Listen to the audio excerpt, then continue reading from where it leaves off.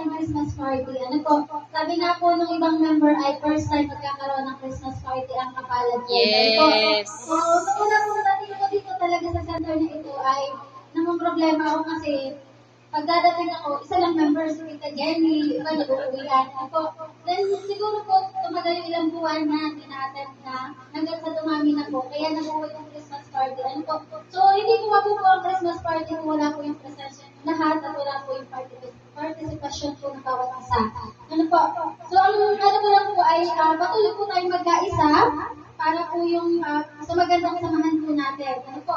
So, sa pag-meeting natin, doon natin nabubuo yung magandang samahan at kung ano man po yung problema na darating po dun sa ating center, at least mapag-usapan. Ano po?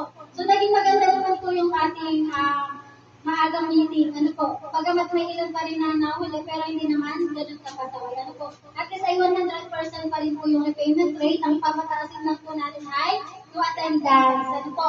So, siguro naman next year ay mas maganda natin, mas madami na po tayo. Ano po? Hindi namin, pasensya na daw po kasi si manager, si Ma'am Isi, kasama po dapat natin siya ngayon, kaso po ay nag-OIC po siya kagabi ng cashier, kaya medyo na po yan kasi yung transaction po natin ay malaki lalo na at cut-off. Ano po?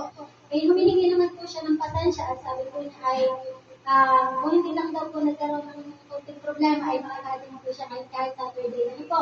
Dapat po ay sabay kami uuwi ng Infanta.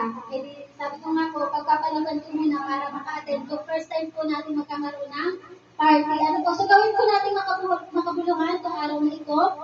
At sana po ay mag-enjoy ang lahat. Ano po? Huwag na mo nang isipin yung panghulog natin next week. May 2 weeks pa naman. Ano?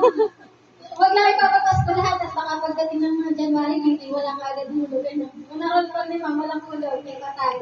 Ano po? So yun, sikapin lang po natin na magandang performance. Yung po lahat na sinasabi namin para sa inyo ay kayo po yung gumagawa ng record. Kami po ay tagalista lang. Ano po?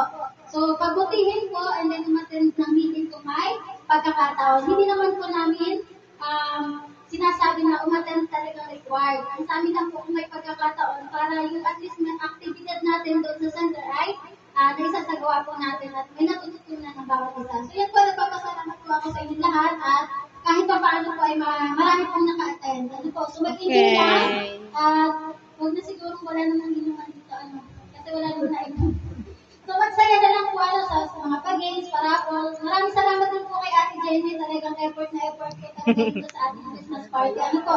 So, ito na yata yung magandang napuntang Christmas party na bongga ang gaya. Ano? So, dapat may ano yun? Gaya, di bongga din yung ating laro. So, dapat ay sumali lahat. So, yan po. Maraming salamat.